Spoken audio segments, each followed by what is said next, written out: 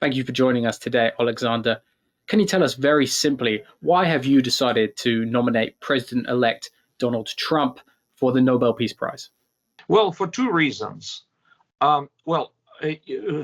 Speaking objectively, he deserves to receive a Nobel Peace Prize for example, for the Abraham Accords, which he mediated very successfully. And the second reason, which is important for Ukraine, is that under his administration, Ukraine had started to receive military aid from the United States, including lethal weapons like javelins, which helped us right after the full-scale invasion. And also, he was supportive of creating a coalition in support of Ukraine against Russian aggression. You're a member of President Zelensky's ruling party, an influential member of the Foreign Affairs Committee in the Ukrainian parliament. Did you run this decision by President Zelenskyy before making the nomination? And has it caused any controversy in Ukraine? Well, it's an interesting question because this idea occurred to me spontaneously 2 days ago.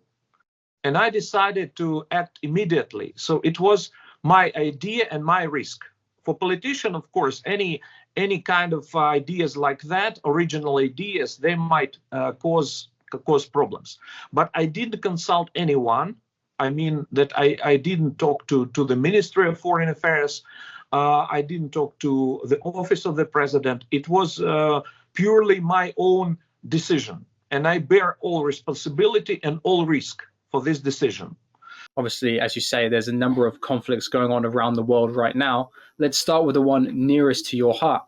President-elect Trump says he's going to bring an end to the war in Ukraine within days of him taking office.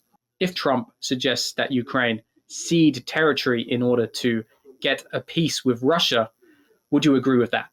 Of course not. It's absolutely out of the question for Ukraine.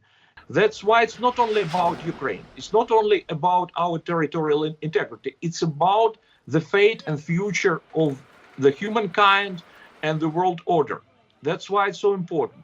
So, and I believe that Trump understands this. Of course, I cannot be 100% sure, but I believe, and I'm almost certain that he will never do it. He will never do it because it would be against the interests of the United States. President-elect Trump is about to start his second term.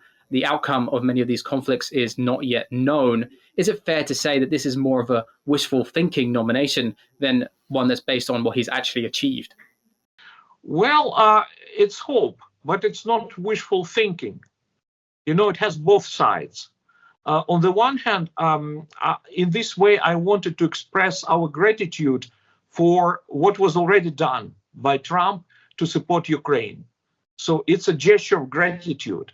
And on the other hand, it's a gesture of hope. It's a gesture of hope for us because our fate depends on the United States. Our survival depends on the United States and, of course, depends on the president of the United States.